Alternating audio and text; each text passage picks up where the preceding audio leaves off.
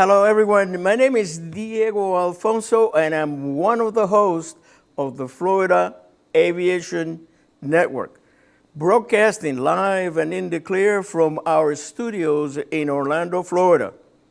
And welcome to one more program of Plane Time. Before I continue, though, I want to make sure that you get an important message, and that is, make sure to get the Wings credit information, which it will be at the end of today's presentation during the credits. Okay, I want to make sure of that. Today, our guest is Dr. Bartuska.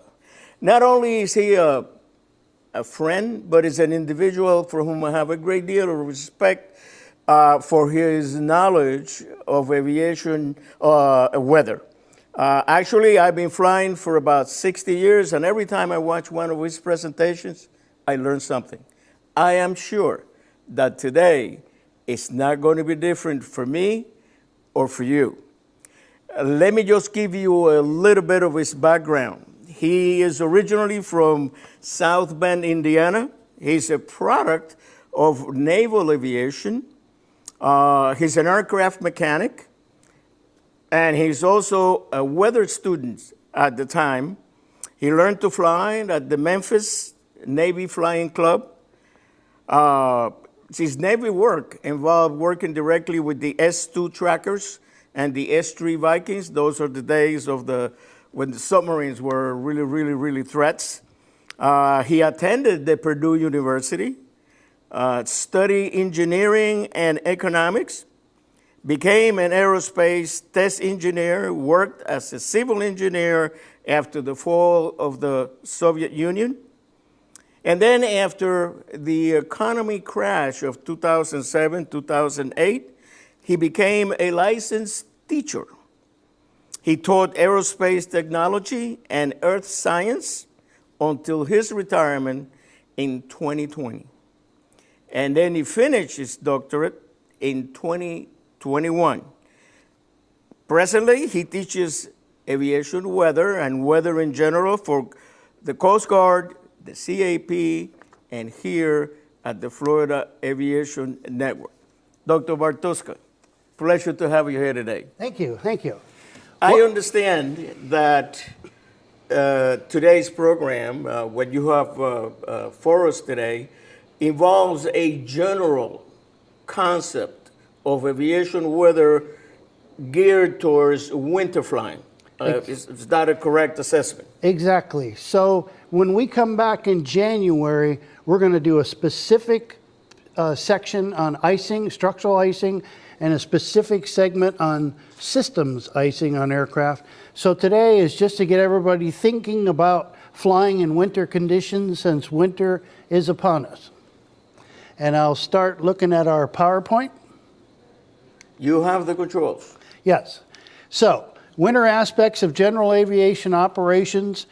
Like I said, icing will be next time. And most of what we are going to talk about today also applies to corporate aircraft because most corporate aircraft operations don't involve a de-icing, winterization department like we have in the airlines. Now, for most non-aviation people, this is what they think of when they think of winter flying. Can't wait to get on that airliner and get your seatbelt on and take off. The airline captains, however, their main focus is on getting that airplane back in the air as soon as they've deplaned and changed luggage and get clearance to go again. However, in the general aviation theater, the pilot has complete responsibility for the go-no decision based on their training and based on their information available. It's your decision. You're not necessarily an airliner that can go anytime it wants to go. Now, just this past October, we had the meeting in Florida of the National Association of Flight Instructors, or NAFI, and one of the speakers was Mr. Jeff Arnold with Lietos Incorporation, and he did a very good review of the situation with weather in general aviation. Right now, there's approximately 1,200 accidents every year with about 220 fatal ones, but weather is a factor in about a quarter of all our accidents. However, you can miss every weather question on the FAA exam and still pass it. There's a need for weather information and weather training in aviation, and that's why we're here.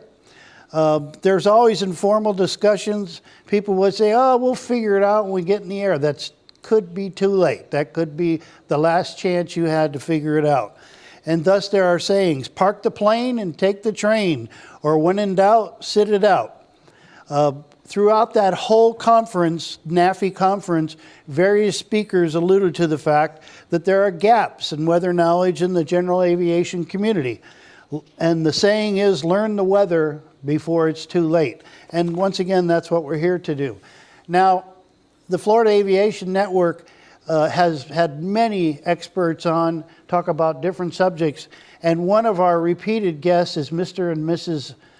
King, John and Martha King. And they tell their story that really affected what they did for a whole career. They were teaching flight instruction and flying around the country, and they ended up in a situation where they were flying their Cessna 210 to go in the winter to go to Sioux Falls.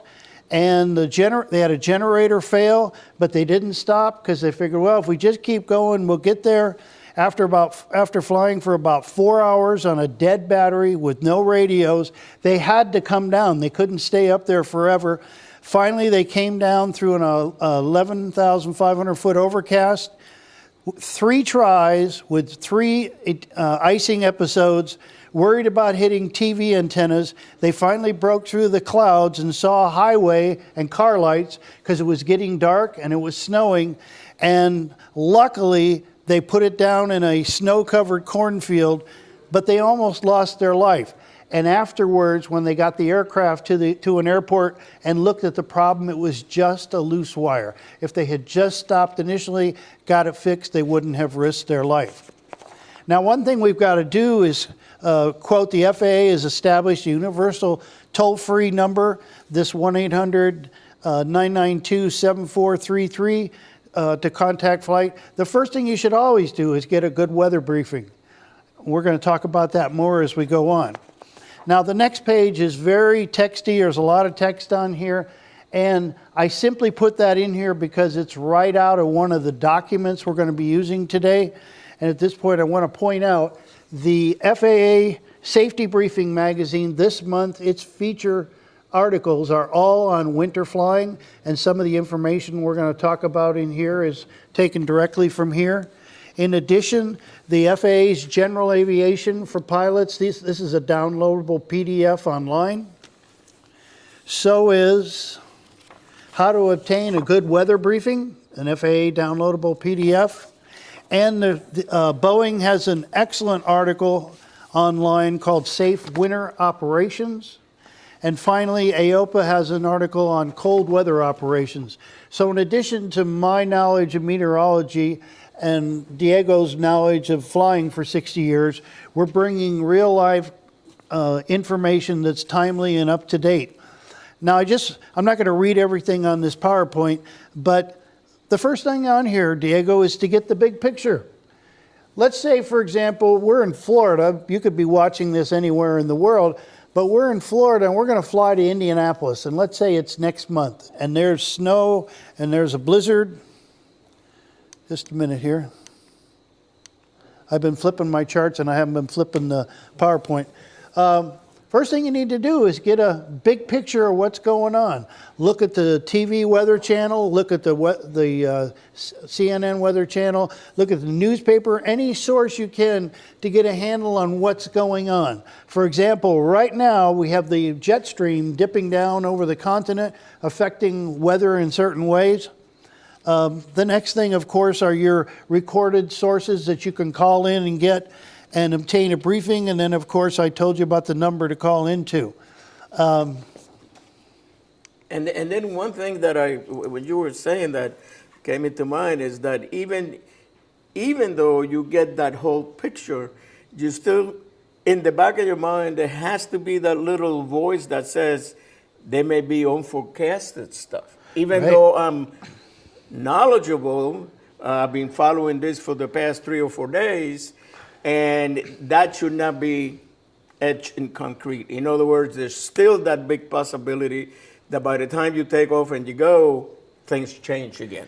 Exactly, and we got to remember that a weather forecast is a scientific guess. It's subject to change. It's pretty accurate. PIREPs add in there the information. Radar's pretty good, but it's a continual thing because it's Exactly. continually changing.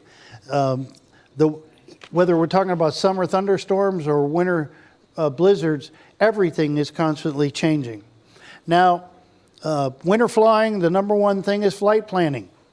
Know the destination forecast. Establish your alternate destinations and your contingency routes. What's your plan B? And then get on the phone or text or email. And like I said, if we're going to Indianapolis, call Indianapolis.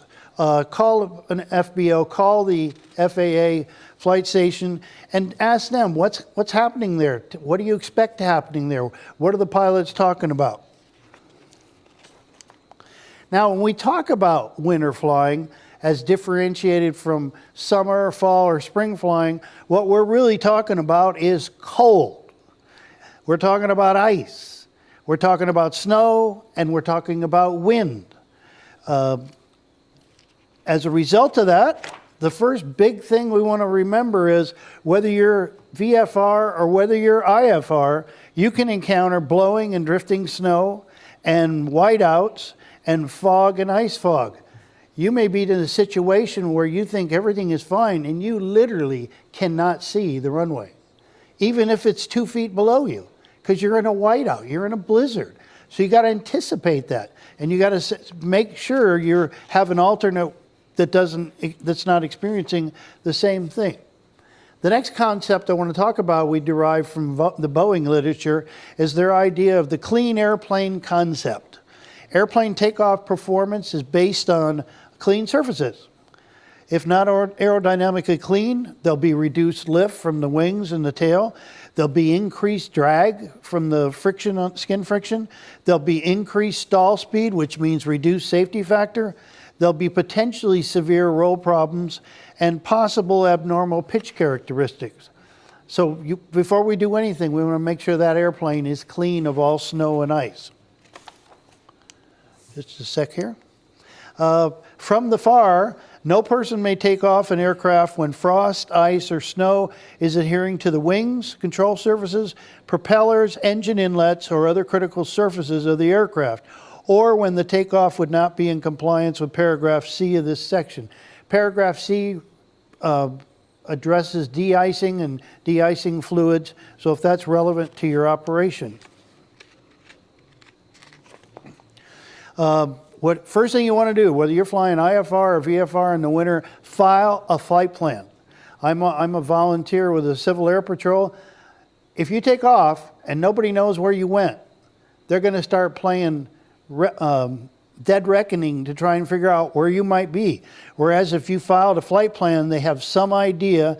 If you have an ELT on board, an electronic location transmitter to help them find you, then they're going to find you, because we've completely changed the situation. If you're flying in the summer and you have engine problem, or you run out of fuel, or have a mechanical difficulty, you're looking at a possibility of a cornfield or a grass field or a strip or a runway or a highway. But if it's in the winter, all those things are not possibilities, because if they're covered with snow, you can't be sure of what's underneath them. One thing that I would like to interject there, since you Good. mentioned the ELT, it's that I think that pilots need to know where the ELT is located in the airplane and have means to take it out. Because if you decide to leave the wreckage or where you landed, you take the ELT with you and then will find you wherever you go. Whereas if the ELT is transmitting, but now you're 10 miles away, you can die from being frozen. Right. That's it. Because they're looking for you over here. So that's something that Right. it may go along with the ELT procedure there. And ELTs have gotten so common, You don't have to buy them at Sporty's Pilot Shop, although we recommend it. You can get them on Amazon. It may save your life. Make sure you have warm clothes, and we're going to talk about that in a minute. Sounds obvious, but packing an adequate survival kit, no need to suffer. I mean, there's no reason to end up having frostbite fingers and then get rescued when you could have avoided that altogether. Now, wind chill. This is something that unless you're in the north, as we've mentioned, I grew up in South Bend, Indiana, when you have winter storm, a sunny day in the winter where it's 20 degrees below zero is completely different than a day where it could be 20 degrees above zero, but you got a 30-knot wind in a blizzard. It's completely different. You could have severe injury from the frostbite or from the wind chill. So let's talk about clothing. Most of the time we get ready to fly, we say, well, we want to be comfortable in the cockpit. Probably wearing sneakers, some nice loose-fitting slacks, nice loose-fitting shirt. But if all of a sudden you're on the ground and it's 0 degrees out, what are you going to do? You need clothes to put on. You need breathable, wind and water-resistant outer layer, an insulating middle layer, and a moisture-wicking base layer. The whole thing is if we don't do that, we're going to start sweating, we're going to get wet, and then that's going to freeze, and now we're going to have ice on our bodies. Along with that is a set of shoes that are the same. They are moisture-wicking lining in your survival kit. I might just mention that there's a company called Galls, Galls, that provides equipment to the public safety community, firefighting, police. They sell these boots for about $50 a pair. See, I told you I was going to learn something. I didn't know that. Good. See? So that's the first thing. One for you. Good. Next thing with survival. If you're flying in the winter, make sure you don't take off on an empty stomach. Make sure you have something to eat. Make sure you take water with you, both while you're flying and in case you need it after an accident so you don't dehydrate. And have food in your system to help the body retain heat. Sorry, I keep forgetting to push this one with that. There we go. Now, this one's a little busy, but it's important. Make sure your cell phone is fully charged. Your flashlight has new batteries. You have high-energy food in your survival kit, like protein bars. Some states, like Alaska, require specific equipment in your survival kit and address the 6 C's of survival. Have a cutting tool, pocket knife or foldable hatchet and hammer. Have some way to start a fire if you can, matches or lighter and Ziploc. Have some kind of a cover, lightweight tarp or an emergency blanket. Have some kind of container to boil water, to boil snow to get water, some kind of metal container or part of a mess kit. Have some cordage, they recommend a 7-strand paracord or some type of rope or line. And some additional source of communication, either a satellite phone or the standard plastic mirror that's in most survival kits. So we've talked about survival. Now let's talk about preparation and your pre-flight checklist. In addition to the normal checklist in the wintertime, cold air is going to make any kind of gas system contract, and thus the tire pressure is probably not going to be what it's supposed to be. Get that checked. If it needs to be, if you need more air in the tires, get a service guy to put air in the tires for you. Snow and ice removal. Be ready. Have something on board. You can clean the snow and ice off your plane when you get to where you're going. Check the aircraft openings, the pitot tube, the static ports, the heater, the carburetor intakes. We're going to talk about that a little more later. The anti-torque and elevator controls, and the main wheel and nose wheel wells. Sorry. And of course, we're talking about the cover on the pitot tube to keep stuff from getting in the inlet. And we could have icing if they don't put a pitot tube cover on it. And I said I'm going to go into this a lot more next time when we get together. Static ports, if you're not familiar, there are the static pressure port is a flush-mounted air inlet on the side of the fuselage. It is situated in an area with relatively undisturbed airflow. For more accurate readings, some aircraft have 2 static ports, so they're going to be one on one side of the fuselage and one on the other. You need to make sure that that's clean. Once again, preparation. Fuel tank vents. A plugged vent can cause an engine to stop or starve of fuel or cause the fuel tank to collapse. So make sure that little line is clear. And check any anti-ice and de-icing equipment if you have any. I'm going to go into that in much detail next time. Winter flying preparation. Engine warm-up. There's a lot of information in the documents about people closing their cooling ducts and warming up their engine and getting an overheat on the cylinder heads. Every pilot operation manual's got the specific methodology to warm up the engine in the winter. Have a fire extinguisher inside your aircraft and try the heater before you get off the ground and anticipate there may be a problem with it, and you've got that fire extinguisher if you need it. The regs say do not leave the aircraft unattended during cold weather preheating process in case something happens. Now, just kind of as a wrap up, we talked about pre-flight planning. We talked about a weather briefing, always getting a good weather briefing. We talked about doing a walk around and a fuel check, looking for things if it's been sitting out overnight, the proper engine and the cockpit warm up. Checklist. Carb heat. We're going to really go into carb heat next time, but this time I certainly want to mention it. Warning signs of carburetor icing are a loss of RPM with fixed pitch propellers, a drop in the manifold pressure, and rough running. The response to carb icing is to apply carb heat. That's the specific things we wanted to talk about. Would you like to add something to that, Diego? Well, you can never check enough. This is the way I approach the flight, and I think we were talking before, and I always, even when I do seminars, one of the questions that I ask the audience is, which flight time as a pilot do you consider is the most important flight time for a pilot? And of course, a lot of people, a lot of pilots come with a lot of different answers. But in my opinion, I think that the most important flight time for a pilot is the next hour. Because all the hours you have in the logbook, they're good for resumes, impressing boys or girls, depending. But the one that you're going to do now, that is the one that is going to be. So I'm a big proponent of pre-flight planning, not only the aircraft, but everything else, especially the environment. And of course, as you mentioned, the weather. There was one thing that I'd like to interject now that I just wrote down, and I remember when you were talking about filing a flight plan, a lot of pilots really don't place a lot of importance in that. And I have an experience where many, many years ago, I filed a flight plan and I forgot to cancel.